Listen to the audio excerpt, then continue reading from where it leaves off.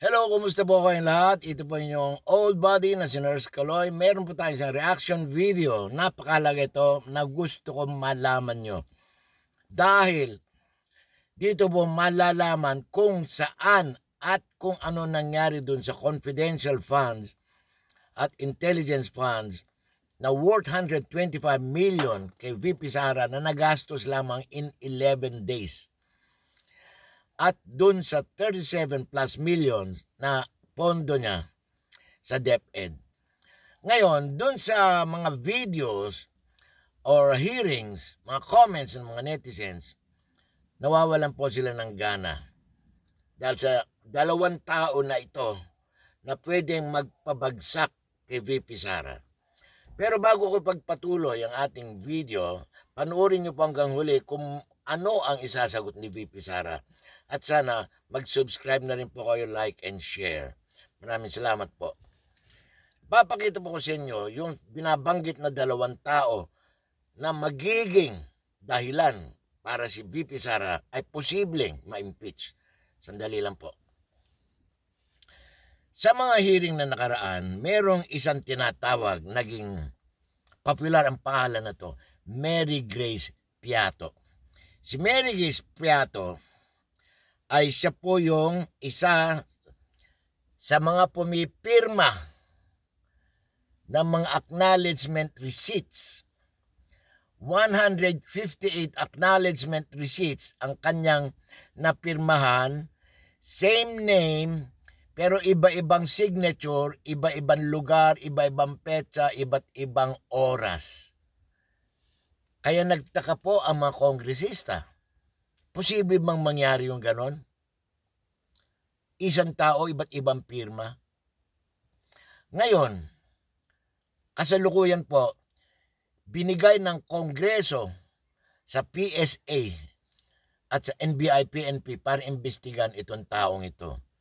In fact, nagbigay ng pabuya ang mga congressman na kung sino makapagturo kung itong si Mary Grace Piato, kung totoong tao to o anuman ghost person, ay magbibigay sila ng 1 million. Ngayon, dadako po tayo sa pangalawang tao na magbibigay ng isang masakit na problema, mabigat na problema kay VP Sara. Ito po ay yung si Cocoy Villamin.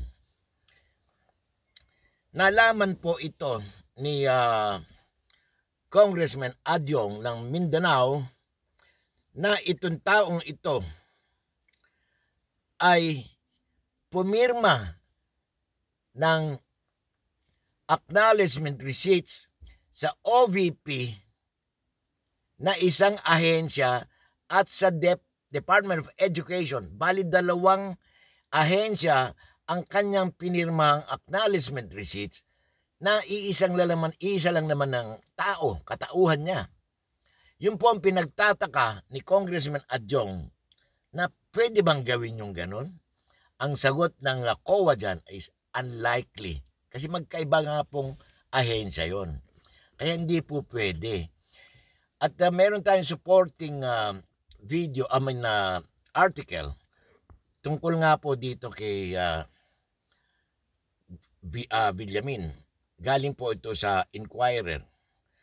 Mababasa niyo po dito yung sinabi nga ni Adyong na itong si Cocoy Villamin ay iisang tao pero pumirma siya sa isang agency na ibang pirma at dun sa DepEd, same name, ibang pirma rin. Kaya lubog or lunod, bagsak, wala nang lusot. Dahil yan po ay matibay na ebidensya ng Quadcom against Sara Duterte. Ngayon, in addition sa kanilang mga investigation, meron din silang in-interview na yung undersecretary ni VP Sara na ayon po sa Quadcom ay sumulat itong si Zuleika Lopez, Attorney Zuleika Lopez sa COA. At sinasabi nga niya rito sa sulat, Attorney Lopez, pakinggan niyo po. I'll bring you back to another document. August 21, 2024, muli na naman po kayong sumulat kay Chairman ng COA. At dito, sa laman po ng sulat ninyo, ipinapakiusap ninyo na kung maaari, huwag i-share ang audit observation ng COA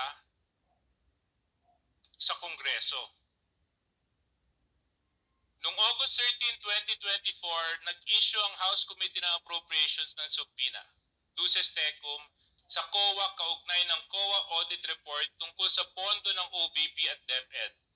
Matapos ang ilang budget hearing kung saan tinalakay ang paggastos ng OVP at ng DepEd Secretary ng pondong ito na umaabot ng 125 million pesos sa loob lamang ng labing isang araw. Totoo po ba ito?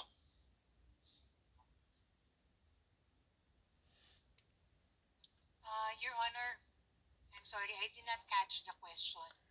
Ayun po, dyan po sa question and answer na binibigay ni Congressman Suarez kay Attorney Zuleika Lopez na Undersecretary ni VP Sara, inamin po ni Attorney Lopez na alam ni VP Sara yung contents o yung nailalaman ng sulat na yon. Diyan po nilaglag ni Attorney si Sara.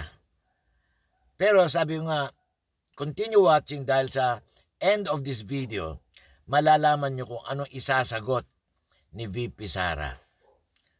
Ano po? Ngayon, papalabas ko ngayon na yung clip kung anong isasagot ni VP Sara. Sandali lang po.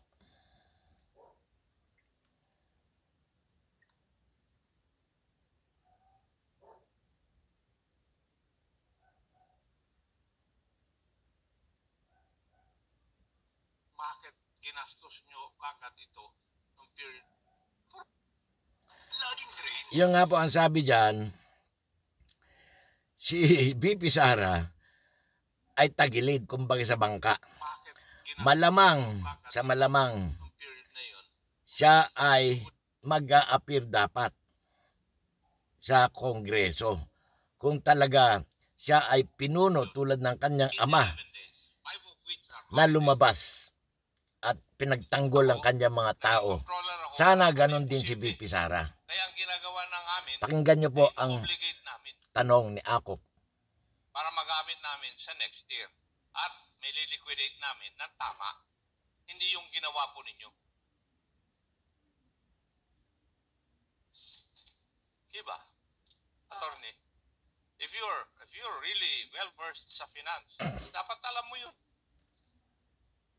Mr. Chair, again, for the confidential expenses and the handling of the confidential fund, cash advance for confidential fund, hindi po ako involved sa process, Mr. Chair. Okay. Amount in place by the HR committee on the para po sa pagkakakita kay at sa alleged CIF signatory Mary Grace Piatos. I have no comment on that, no, because I've not seen the acknowledgement receipt na kanilang sinasabi, because basically lahat ng mga documents hindi siya dumadaan sa akin, dumidiretso siya sa SDO and sinasubmit siya sa ICFAO, yung office ng COA na gumagawa ng audit ng confidential funds. So hindi ako makakomment, lalong-lalo na hindi namin alam kung paano pinroseso ang pagbigay ng copies ng ARs or ng submissions namin sa COA to the House of Representatives, and sino ang nag-handle noong mga documents. Violative of the sub judice rule. Okay, meron po tayong idadagdag para sa kaalaman ng ating mga kababayan. Yung pong SDO ay tinatawag na Special Disbursing Officer. Sila po yung nag-encash ng mga confidential funds or intelligent funds from Land Bank. At yung pong SDO or Special Disbursement Officer ay si Gina Acosta, isa sa mga top 5 na empleyado ni VP Sara na ngayon ay nawawala. They cannot locate. Sinasabi ng staff ni VP Sara na she's somewhere in various areas daw. Uma-attend daw siya ng mga program ng VP Sara. Hindi po uma-attend ng Congress hearing. At yung isang SDO ng DepEd or Department of Education ay si Mr. Fajarda. Nawawala rin po. Ibig sabihin na nawawala, nandito sa kasulok-sulukan ng Pilipinas na hindi rin uma-attend ng hearing. Katulad ng kanilang amo na si VP Sara, hindi po sila uma-attend ng hearing. Kaya lalong lumalaki ang pagdududa ng mga kongreso at ng mga netizens na DDS na unti-unti na pong bumabaliktad. Nawawalan na po ng gana. Nabubuking ang kanilang idol na Agila ng Bayan.